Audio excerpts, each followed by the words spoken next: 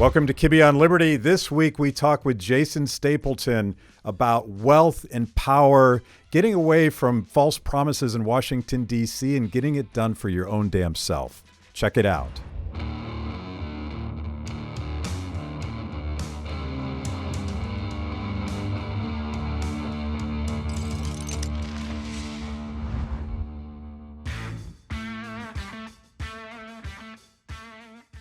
So did you fly in this morning?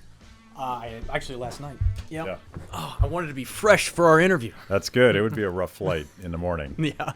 It's about 5 hours from 4 hours and a half from LA. So, but happy to be here. Yeah, it's good to have you. Like we first talked at Freedom Fest, and you were in the midst of the Jason Stapleton show, and it's been really successful for you. Give us a sense for how big that is. I think we're running 15 or 20,000 listeners a day now, and if you count all the platforms and stuff that we're out on, and I had no idea when I started that show. I essentially just wanted an outlet to talk about something. I owned a company that dealt with currency trading, and so I knew a lot about politics and how central banks affect currency prices, and I kind of had my own views on the way things should work, and I wanted a way to talk about that, and you couldn't really do that in my business because that's not what people were paying me for. So I started this podcast and just said, well, I'm gonna say what's on my mind,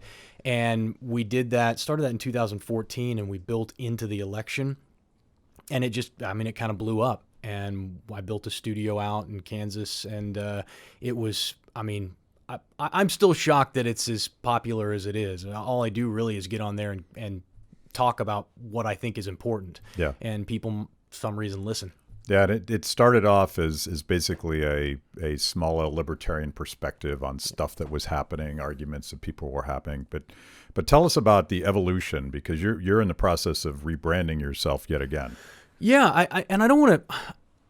I took a look at the show. So after the election, we were starting to build it out, and I was getting tired of coming in and bashing on politics and politicians all the time, because I don't know, I'm a relatively upbeat person. I'm an optimistic person by nature, and to go in and just all this negativity, I'm putting that in my brain every day. I'm looking at news and trying to find out what makes me angry, because I know that will rile the crowd up, and that's what they want to hear. And I said, I don't want to do this anymore. Like what does this really mean to me? And I have really 5 basic principles that are not just political philosophy to me, but are really life philosophy: limited government, individualism, peace, tolerance, and free markets. And I think anybody who ascribes to that type of living and those beliefs, those are the beliefs that create the most amount of opportunity for the most amount of people.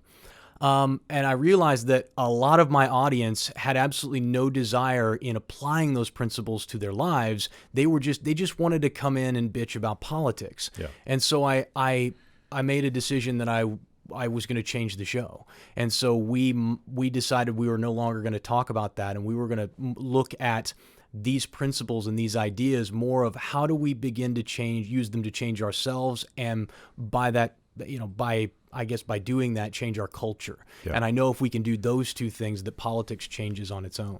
So I have, you have 5 rules, I have 6. You have 5 principles, I have 6 rules, and this, of course, was before Jordan Peterson came up with 12 rules. But my joke about the rules that define libertarianism is that I stole them from your mom. Like these are not innovative, new, radical things. Don't hurt people. Don't take their stuff. Work for it. Like these are things that your mom told you if she was doing her job, and she, by the way, stole them from her mom. And these principles go back all the way to when humans were trying to figure out how to live in peaceful coexistence. And this, of course, and I have to say this because this is how people drink on this show. This is a Hayekian principle of spontaneous evolution. Right. So give them a minute. We usually drink on this show, but it may be a little early for that. But to me, getting out of what you're describing, I would call it like the libertarian ghetto, like where there's this small group of people that argue about the non-aggression principle and whether or not 6-year-olds with automatic weapons on heroin should be allowed to drive. Right. These are the questions. Those are the big questions of the day, by the way, people. The big questions. And if anyone has the answer to that, Yeah. I'd love to know, because I'm skeptical that they should be allowed to drive. But let's get out of that, and let's apply the things that I think are human values. They're definitely American values. I think they're human values. And I think these are values that would appeal to young people who are trying to figure out where they belong in the world. But if it's just politics, everybody goes back to their tribes and starts fighting with each other. And that is true. And I wanted to make one mention. Every once in a while you read something or you hear something and you're like, man, why didn't I think of that? And that phrase, don't hurt people and don't take their stuff, that was the title of one of your books that I read years ago. I just remember thinking, man, that's incredible. You could wrap up my life, but really that my way of thinking in that sentence. And it's funny because when I use that, living in LA, a lot of left-wing people out there, and when they start talking about what they believe, that's the line I use. Fundamentally, this is what I believe. Don't hurt people, don't take their stuff. And it's amazing. 100 out of 100 people go, I totally agree with that. Yeah. And now we have a bridge with which to any other discussion that stems from that, I can always go back to, well, don't hurt people, don't take their stuff. So, but I agree with you that the focus needs to be on how do we apply these in life, not how do we debate. There's always room for a philosophical discussion if you want to have one. I just get tired of having those because I don't know how you get from where we are now to having privately owned roads. To me, it's far more important that you create more wealth and influence in your own life, because that's going to create far more freedom than privatizing all the roads. I happen to believe that the amount of money that you have is directly tied to how much freedom you have, because you can't move, you can't go, even if you have the ability, even if it's there, like nobody's restricting you. If you don't have the money, you can't do it. And so having that is critical. It's a critical component that everybody overlooks. And I'm not entirely sure why. I think there's a sense for a lot of people that talking about money is a bad thing, or that wanting more money is evil. We're rebranding the show. I believe it's actually next week, after I get back, Wealth, Power, and Influence with Jason Stapleton. And the reason I'm changing it is those terms typically have a negative connotation with them. But there's something that I believe in my bones that you need to have. I think that you should aspire to have more power and more wealth and more influence, because that's going to make you more free. And those are not negative things. Influence has no moral compass. Power has no moral compass. You have a moral compass. And so to do that, and to do it ethically and responsibly, how do we do that? And so that's what we're really talking about on the show, and using those principles, these libertarian or objectivist philosophies that I believe in, to underpin that idea. So I want to juxtapose that, and I want to dig deep on that, because I think that's where the gold is with reaching the audience that both you and I aspire to reach to. I call them the liberty curious generation. And they're turned off by politics, they're turned off by tribalism, they're turned off by the idea that somebody, they don't know who, decided that they either had to choose team red or team blue. But the it girl in politics today, of course, is Alexandria Ocasio-Cortez, and I find her interesting. We don't spend a lot of time on this show just picking on her, even though she says some things that I fundamentally disagree with. My feed has been filled with this article. I'm sure most people watching this have probably seen this from one of their friends, and it's called "Thoughts from a Hipster Coffee Shop." And this student is considering an AOC quote that I'll read. An entire generation, this is Alexandria Ocasio-Cortez, an entire generation, which is now becoming one of the largest electorates in America, came of age and never saw American prosperity. I have never seen that or experienced that really in my adult life. So a member of Congress, how old is she? She's 26, something like that. Maybe something like that. She's in her mid-20s. Yeah, and she clearly represents, and I say this in the context of young people have never grown up in a more wealthy, opportunity-based society in the history of the universe. So what she's saying is sort of factually, fundamentally incorrect. But but she's speaking to the anxiety to an entire generation that, they saw Wall Street bailouts and they did pay an exorbitant amount of money for a college degree that's no damn good. And they're, maybe they're pulling espressos in a coffee bar. So I get the anxiety, but what do we say to people that are buying into that? Well, a couple of things on that. The first thing is that it doesn't matter whether let me say this first. Most of your audience and mine probably looks at her and laughs and makes jokes and tries to say, oh, what an idiot, and then they move on with the conversation. It's right. very, very important that you don't do that. She has a massive amount of influence over a segment of the population that feels exactly the way she does and who nods their head in agreement when they read that. Doesn't matter whether it's factually untrue or not. There's factually untrue stuff all the time, even in our circles, that people believe. It's more important to understand that there are a group of people out there who actually believe that. And I happen to believe it's because for most people, history started the day they were born. And so they don't know what it was like in the Carter administration, and to see stagflation, interest rates at 10%, inflation rates at 10%. They don't have any idea. When I got out of the Marines, I went and my very first place was a one-room basement apartment underneath somebody's garage. And I paid $180 a month for it. And it was not one bedroom, one room. And so I remember they refinanced their house out of a 10% mortgage rate down to 6%. And they'd been paying 10% on that interest rate since the 80s, the early 80s. And so there are a whole bunch of people in this world who don't know what that means, and whose perception of wealth is something that, is fairly distorted. I think what she's really saying there is there are a lot of you who had greater expectations for your life. Yeah. And those haven't been achieved yet. And we live in a society where we want instant gratification now. And we got 25, 26-year-olds who are out of school for a few years. I mean, I have made, I don't want to brag, I have made millions and millions and millions of dollars. Millions.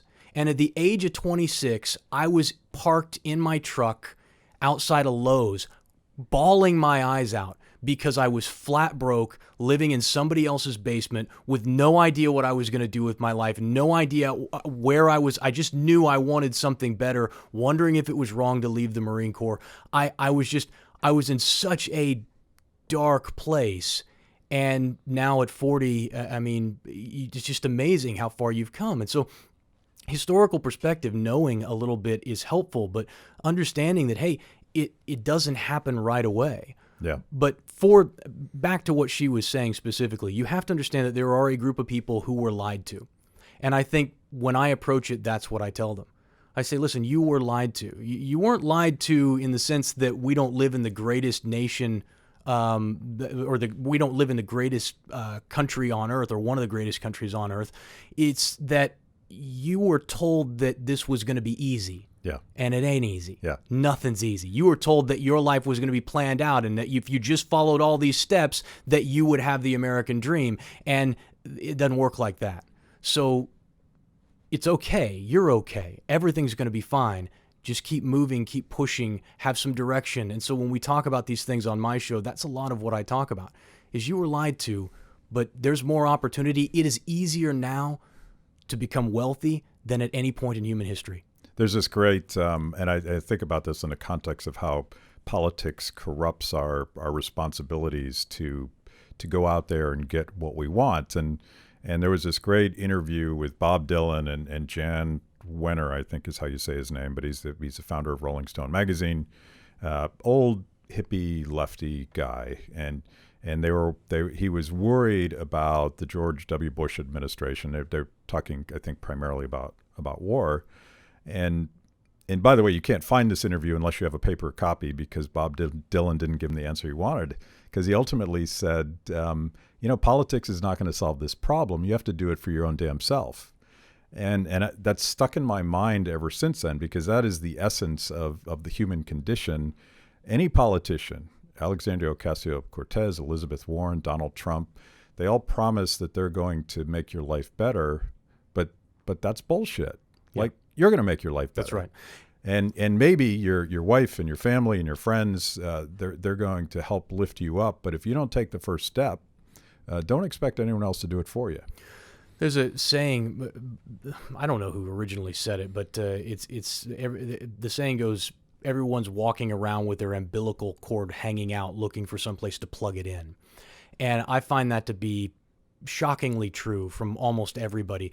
None of us really want responsibility. We want to lay that onto somebody else, and we want to believe, we want to have faith that if I turn things over to you, that everything's going to be all right. And the vast majority of people in this country are looking for someone like that.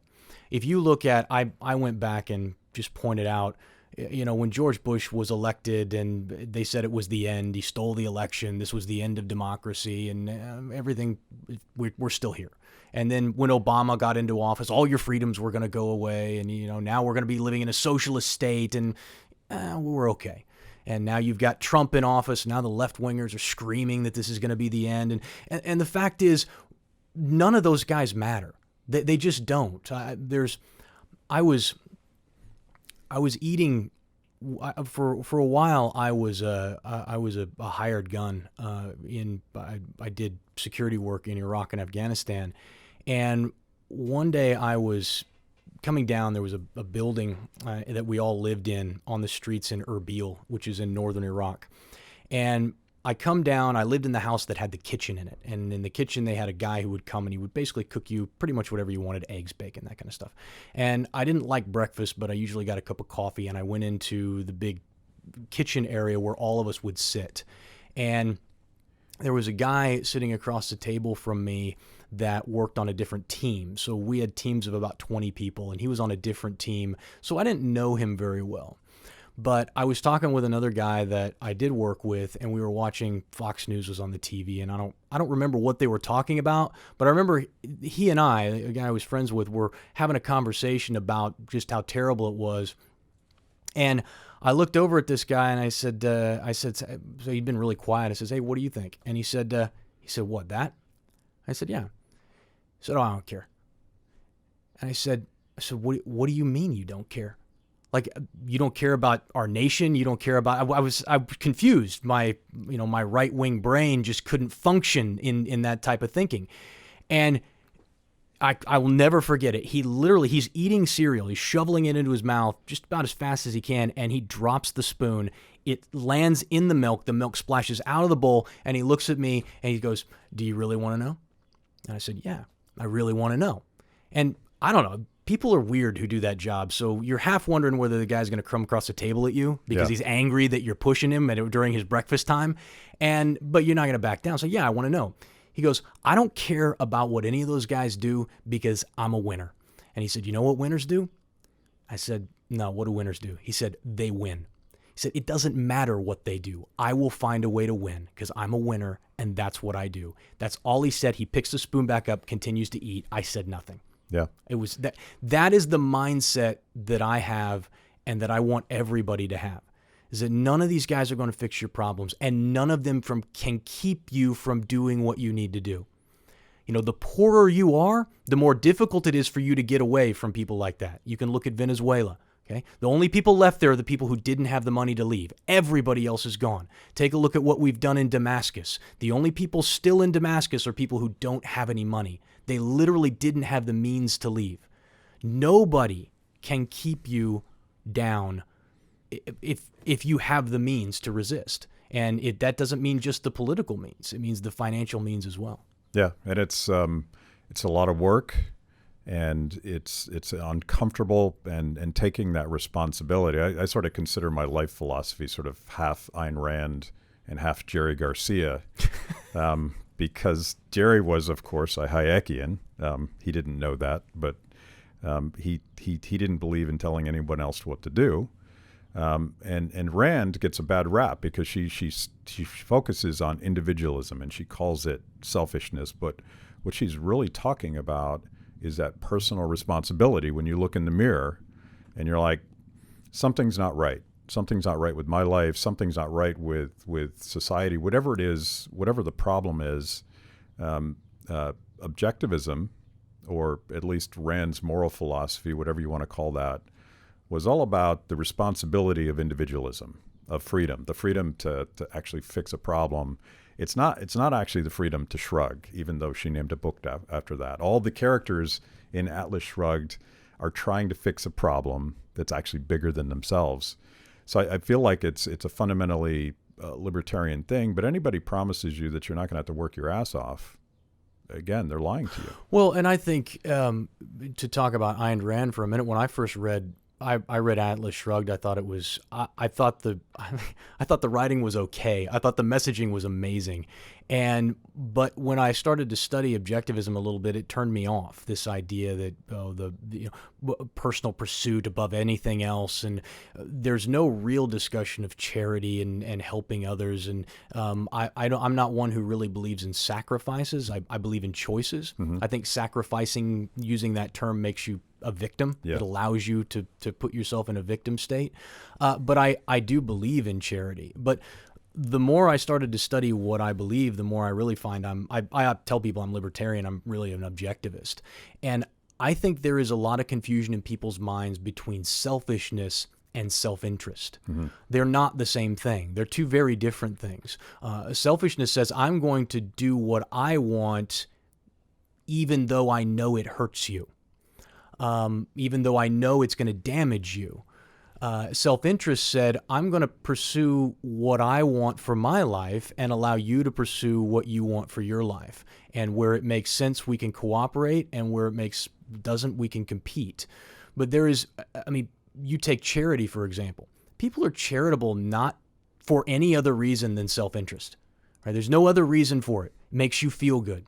There are people who do it publicly so that everybody can see how much money they give away, and there are people who do it privately. But nobody gives money away and then walks away going, "Oh, I feel terrible. Let me do that again. Oh, I don't want to write this check, but I have to be charitable." No, Nobody does that. They do it because it brings joy and satisfaction to their own lives. So even when you're doing good for others, you're doing it for self-interested reasons.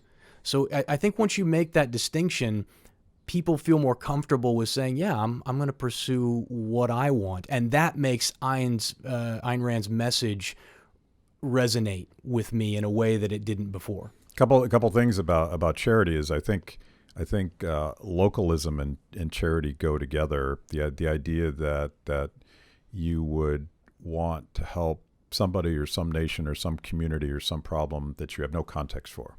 You don't know they exist, is very different from wanting your community to prosper, your country, something that you can actually connect with, part of your context.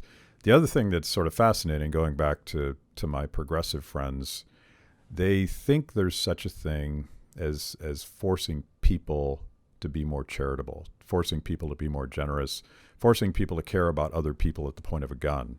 And I've never got it. Like it's a choice that you make, and it can't be a forced choice. Well, to me, it's a form of selfishness, is what it is. For you to suggest that I think this is important, and therefore you need to give money to the thing I think is important, is selfish. If you want to take a look at Bernie Sanders, I don't. He'll be in the news. He's going to be around. I would respect Bernie a lot more if he lived his values. If he was somebody who legitimately said, there are poor people out there, we need to help them, and he was giving as much of his own money away as he possibly could in order to try and help these different charities, but he doesn't do that. He gives very little money away, and when he does, he gives it to political campaigns, not to the poor. Yeah. And so... And he's now a wealthy guy. He's now a very wealthy man. Yeah, he wrote a book and he capitalized off of his campaign, and more power to him. I have no issue with that at all. I just don't want you to stand up and claim that you're kind and generous and caring and charitable, but only with somebody else's money. That to me is reprehensible. That's the worst. Just to make it really simple. Yeah. And so for me, that's just pure selfishness. And when people talk to me about that, that's what I say. I don't say, well, you're being selfish. I say, well, I don't want to be selfish.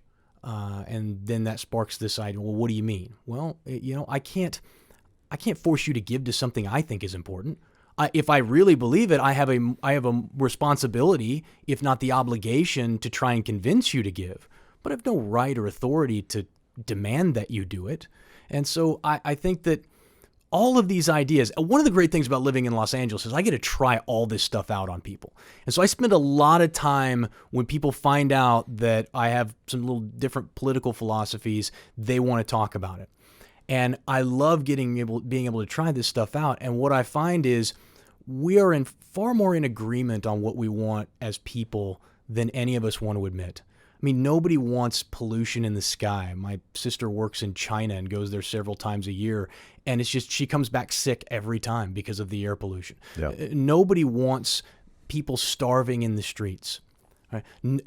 We all want people to be able to get the medical attention they need when they need it. The question and the problem that occurs and the delineation in ideas come from how we solve those problems. And if you can get someone to the point of understanding, listen, you and I want the same thing. Here's why I think this way will work and that one won't. That's how we change culture. That's how you really change. If you want to talk about politics, that's how you really change politics. You change it around the water cooler. You talk about charity being local. I think culture changes at the local level when people are willing to share ideas and understand how to do it. We are far too concerned as libertarian people with winning arguments instead of winning converts. Yeah. Well, let's talk about the nuts and bolts of that, because everything about charity, everything about making the world a better place gets back to wealth creation and money. You can't help people if you don't have anything to help them with. Right. Well, you can. I know that's radical. Here's what I say. I say there are people with money and there are people with time. Typically, you're one or the other. And so if you are someone who doesn't have a lot of money, you can always donate your time. I have this when I have a charity conversation in some of the training that I teach people.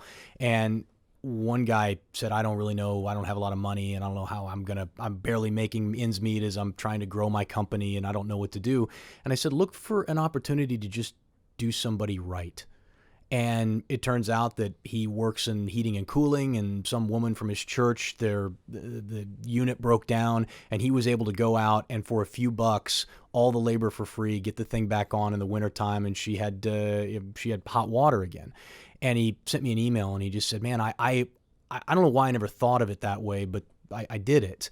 Now, if you want to make change on a big scale, you're going to have money. If you look at it, I mean, most of the charities spend the bulk of their time trying to find people with money and get them to give it to them.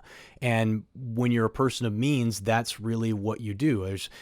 I've always said I'm really too busy to show up on a Saturday for a work project, but I can give you the money to buy all the equipment, the rakes and the paint and all of that stuff so that you can get the job done. And the world needs both kind of people. And so for me, it's always been about how do I make as much as I possibly can? How do I make a ridiculous amount of money? How do I make so much money that I don't even know where all of it is? And the point of that is not so that I can drive a Ferrari or that I can live in a mansion down by the beach. It's so that I don't ever have to be beholden to anyone and I get to choose what I use that money for. Yeah. Because the more you give away to government or anybody else, the less you have control of. And people understand, your political leaders understand that the less money you have, the less control you have. And so they seek to amass as much of it as they can, the right, the left, everybody there. And your job should be to amass as much as you can. Money is a thing, like a car or a house.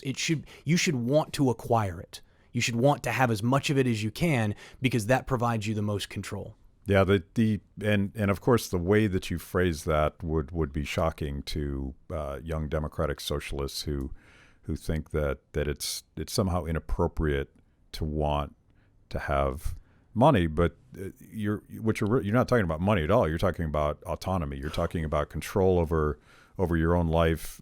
You're talking about things that are sort of built into this generation. They live in a very democratized world where they have lots of autonomy. Well, I think there's some confusion about, I think most of the young socialists out there are working from a very old framework of, the way we acquire wealth is through conquest and theft. Yeah. Because up until the birth of this nation, that was really how you got rich. You got rich by taking your army out and destroying somebody else and pilfering their land and enslaving their people. And that was how you grew in wealth and power. Game of Thrones stuff. Very much so, yeah. Yeah. That's not our world. For the first time in human history, we have the ability to make a fortune helping other people. And so if there are always nefarious ways to get rich, there are always underhanded ways. There are, you want to talk about the bankers and the politicians and the corrupt companies that are going and getting special favors and special legislation that allows them to operate and to have a competitive advantage. I'm not talking about any of that. I'm talking about you being able to go out and solve a problem worthy of being solved, and then someone paying you an outrageous amount of money because they derived far more in value from what you gave them than what they gave you. And so when we talk about amassing wealth, I'm not talking about screwing people over. I'm talking about finding a way to provide value to the world that people are willing to compensate you for.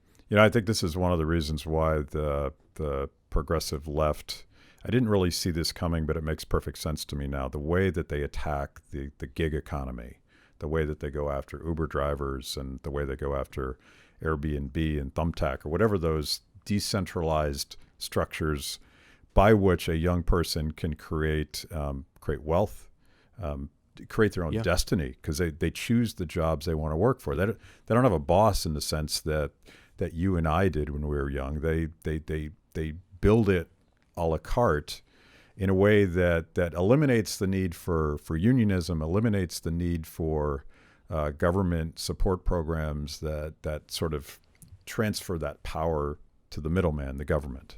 Well, and take AOC's comment that you read earlier. It's clear she's angry that she doesn't have more money. Yet she lives in a nation where that's as easy to come by now as it's ever been. I mean, I remember when I set up my first website, I was in Afghanistan and I was on what was essentially a dial-up connection.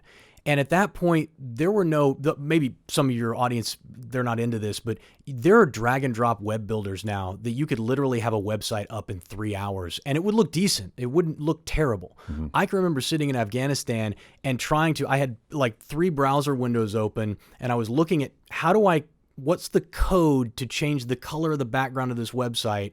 And then I would find the code in the back office of the website and the 80 pages of code, and I would make a change, and then I would hit refresh, and I would wait 30 seconds, and then I would realize that didn't work. So then I would go back, and I would change it back again, wait another 30 seconds. It took me, it was so painful and so difficult.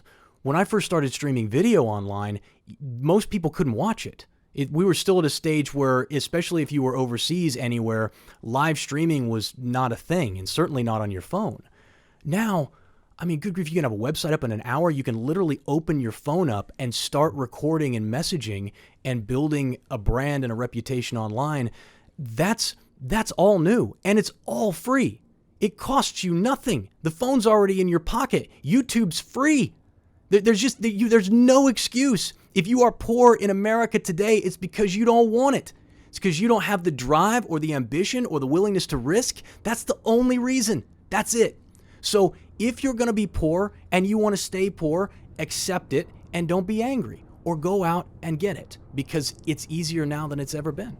The president's flying over as we speak. Yeah, no doubt. There we go. Is that really? That's the president? It probably is, actually. Because can I say where we're at? Yeah. Okay, you're really close to the Capitol. Yeah. We're like a stone's throw. We're 3 blocks from the Capitol, the Death Star, as I like to call it. We probably should be in a bunker in Idaho if we really were living our values. I got to tell you, you being here in Washington D.C. Every time I come here, I went and walked around the mall last night. I just think the mall's beautiful at night, and it's not too humid and nasty out here yet, so it was a nice walk, and. I don't know. I have some really good memories from being here, because the last time I was here, we were filming that TV show, The Tesla Files, and I had a really great time on that. But there is just this is really the seed of corruption in America. It all kind of centers here. Yeah. And I don't know, that humidity just makes you feel a little sticky and a little dirty. Well, you walk down any street in this city, and you see the largesse of big government. There's all of these special interests, and they're not ideological at all, even though some special interests affiliate with the Democrats and some with Republicans. They're all looking to get a seat at the table before the rest of us. And, Right. and this ties directly to what we're talking about, because if you think that there's a piece of legislation that's going to make your life better, you need to spend a day walking around D.C. looking at all of these alphabet associations and so-called charities that their entire job is to either screw their consumers or screw their competitors or game the system in a way that doesn't make it fair for everybody else. And I think I aspire, and I've had one of my progressive friends. I would love to get AOC on this show. I don't think she would ever do it, but the crux of the problem that they have is that whenever you centralize that much power, you attract all of these bad actors that want a piece of it. And maybe they weren't bad actors when they started, but if that's the Game of Thrones, ultimately you want to sit down with the committee chairman and you want to slip that thing into the legislation. So whatever your grandiose pretense that you're going to come up with legislation that's going to keep people from being poor. Well, I think there's a misconception by a lot of people that their political leaders are spending their days dreaming up, how am I going to help my constituents? Right. I've got this burning desire to just make the people of Connecticut and make their lives better. And so what kind of legislation could we craft? What would really make a difference? And the fact is, all that legislation is being crafted by somebody else. Right. And it's being shown and delivered to them so that they can then put it on the floor for a vote. And if there's enough money flowing through, nobody even reads it. Yeah. And the more complex and the bigger it is, the more likely it is that nobody's going to read it. Nobody is looking out for you. Everybody, this goes back to this principle of self-interest, is that nobody is looking out for you. Everybody's looking out for number one. If they're going to do for you, it will be because emotionally, financially, physically, it benefits them. And so stop looking to those people to make your life better. They can't. Only you can do that. Self-interest is a human condition, and we can figure out the way that self-interest makes for a better society, or we can try to stifle it, and all you end up doing is creating someone like Nicolas Maduro. Yes. Well, and the great thing about the way we view the world, you and I, is that we don't suggest that you can't have a society where, from each according to his need, from each according to his ability to his need. I just really botched that, but you get what I'm saying. Nothing wrong with it's a probably socialist. Good that you can't that I can't remember it spontaneously. But no, it's there's nothing saying you can't do that as long as it's voluntary. Yeah. I would have no issue with people who really, because there is a segment of the population that really doesn't care about the money. They do their job, they do work because they love it, and they want to live in a society where everyone is kind to each other and where everything is shared and community owned. There's a group of people like that. No reason why that can't exist, as long as people are free to come and go as they please. And so what I find is that doesn't produce innovation, that doesn't produce, it doesn't produce growth. It produces stagnation, and that the Xanadu, the Shangri-La that they think that they're creating, they're truly not. What they find is that there are a host of problems that tie directly to human nature that can't be fixed. There's actually, so I'm sort of sympathetic with people that there's a guy, I forget his name, but there's a guy in the Libertarian Party who calls himself a libertarian socialist, and he ran for chairman, and he was mostly just sort of booed because I think a lot of libertarians would view that as a fundamental contradiction. But of course the Marxist literature gets to that sort of romantic idea that you could have a stateless society, and part of it is fundamentally impossible. You can't have a stateless society without property rights, without a means of exchange, all the things that Marx sort of dreamed of. But they at least, if you agree that force is not an option, I'm all for you letting go out and try it. And there's actually there's communes that sort of experiment on this, where the entire community doesn't act unless they agree, which basically means that the government doesn't do anything, because almost nobody ever agrees. Like on everything. I can't. The only reason I agree with my wife is because she tells me what to think, and I say, yeah, that's exactly what I think. Right. Well, well, I've always said I believe in benevolent dictatorships as long as I'm the dictator. Right. And so I think that there are parts of our society that work really well under dictatorship. For example, corporate ownership. I would not run my company based on popular vote. We're going to do what I want to do, and I might look for input, but I decide. Yeah. That's a dictatorship, and that works really well for that piece. But I agree with you. I think that as long as it's voluntary, there's no reason. I've always said, I don't know if capitalism is the best system. I don't know. I just know it's the best one we've ever come up with. And it doesn't mean that modifying it wouldn't improve it. And I'm all for trying it out. So yeah, if you want to try, a little different style, or you want to try some completely new form, I think you should have the liberty and the freedom to do that. And the problem is, in America, is you can't step out. You can't say, hey, we want to try something different and see how this works. It's almost impossible. And that has really restricted, I think, our ability to create a freer and more open society. But I mean, that's why we talk about this stuff, is present some ideas and talk about how you can control yourself and your own destiny, rather than looking to somebody else to provide for you. And by the way, either way, if you want to create the perfect nonviolent socialist vision that you think you understand, organizing people is a hell of a lot of work. And you would know, yeah. Leadership is a hell of a lot of work, and it gets back to the first principle we talked about. And I want to drill that home to everybody, no matter your ideology, whatever you're thinking about. If you're a libertarian and you're not out there working for it, you're not getting it done. So let's get back to that principle of work. Like when you're telling, my sense is that your audience is there's a lot of young people trying to figure out where they're going to go with their lives. How do they start a business? How do they get that sort of autonomy and define themselves? What do you tell them? Well, I don't know. I can't tell you what to do with your life. Right. There's people who say, well, I don't know what I want to do. I say, well, you got to figure that out. Once you know what you want, I can help you get it, but I can't tell you what to be passionate about.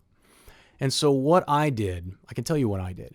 What I did, and I sat down one day and I said, if I could do anything in the world, no restrictions, but I had to do it every day for the rest of my life, what would I want to do? I would have to be something that I could do at the age of 20, at 30, and it could also be something at the age of 80 that I could do and that I would enjoy and that I would want to get out of bed for.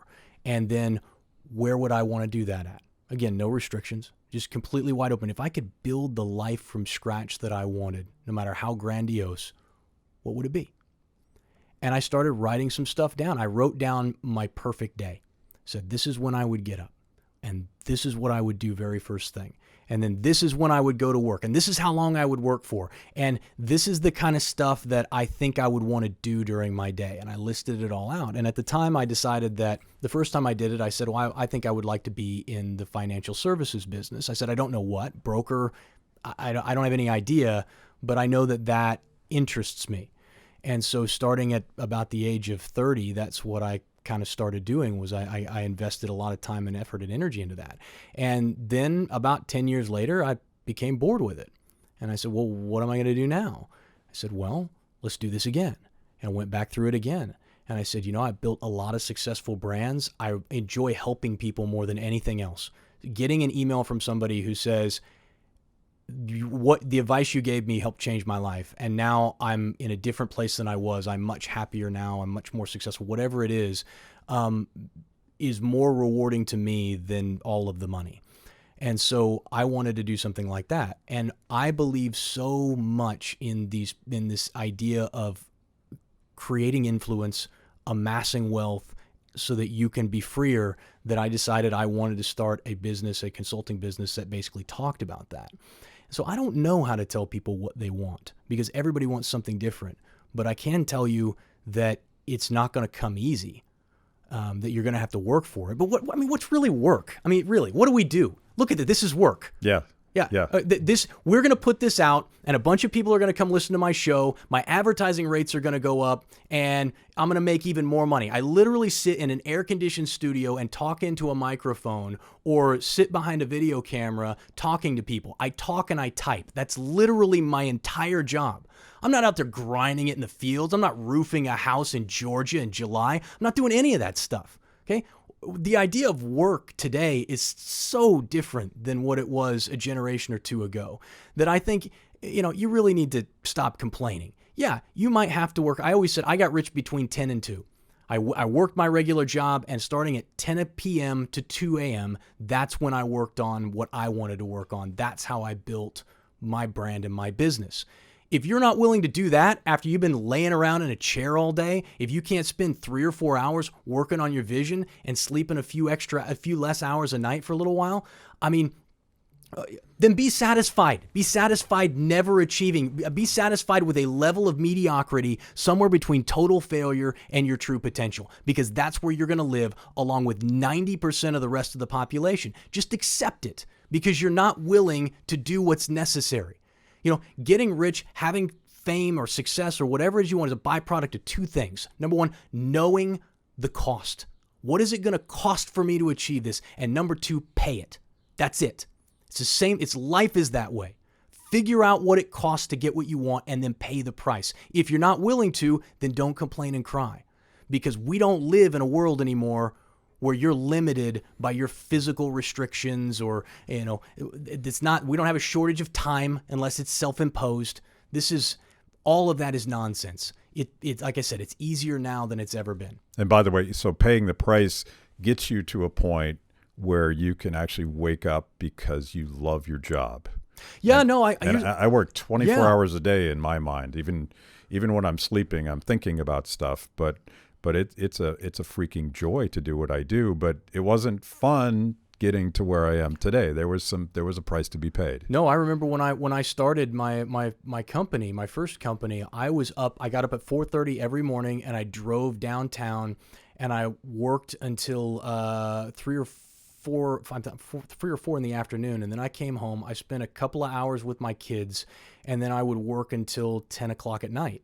And I did that every day for like 4 or 5 years. And people look at me and they say, well, when do you sleep, man? Like your production level is so high. When do you sleep? And don't you get burned out? And yeah, there are times when I need to take a break. I'm not going to say but I love what I do. People talk about workaholics. I do what I love every day. I'm passionate about it. That's why I spend so much time on it. If I have a choice, that's what I want to do because that's what I love to do. And that's why I say, man, when you find that thing that you need, like you need air, like you can't take it away from me because my life, I couldn't live without that thing. That's where you need to go. That's the direction you need to go in. And the amazing thing is that you can make money doing anything. You want to you love underwater basket weaving. You just start it up. We can reach the whole world. I guarantee you there's at least 10,000 people out there who love underwater basket weaving or who'd be into it, right? And so that's the trick, is figuring out what you need. And if you don't know what that is, then you need to experience some more life. You need to get out of your comfort zone and see what the world has to offer. So give us a shameless plug. How do people get more Jason Stapleton if they're into that thing? Well, you can just search for Wealth, Power, and Influence on iTunes, and we've got the podcast there. And you can go to jasonstapleton.com. We've got, there's lots of stuff there talking about how to build wealth and increase your own business and stuff like that. And Instagram is @the Jason Stapleton. That's where I spend most of my time. And yeah, if you want to see all of my ads that I run, you can go to Facebook, but I don't spend a lot of time there. Yeah. But thanks so much for having me on the show. I really appreciate it. Yeah, good to see you again. Yeah. Are you going to be at Freedom Fest? I don't know. They haven't invited me. I'm going to Pork Fest for the first time this year. Yeah, I think I'm going to go to Pork Fest. Are you really? Okay, I've been once before. Okay. I've heard it is an absolute bear to get to, so I'm not excited about that. But I'm going because there's enough people there that I like that I haven't seen in a long time, and I want to go see them. So we're going to go do that. And so congratulations on the success, everything you're doing. We were saying before the show started, I thought I was busy. You have your hands in everything. You are. I think of you as kind of like a puppet master of sorts. It's just like, Matt Kibbe. Oh yeah, I've heard of that guy. But what you don't realize is Matt secretly runs the world. That's what you don't really know. No, this is where the Jerry Garcia part comes in. I don't want to tell anybody else what to do with their lives. I'm just too damn libertarian. You influence the world then. That's a better way. I try to reach people, and that's what had us in common. Thank you so much. This was awesome. Appreciate it.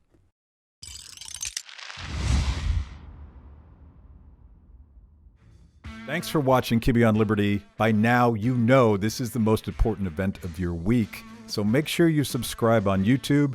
Click the little bell so you get notifications. Kibbe on Liberty, mostly honest conversations with mostly interesting people.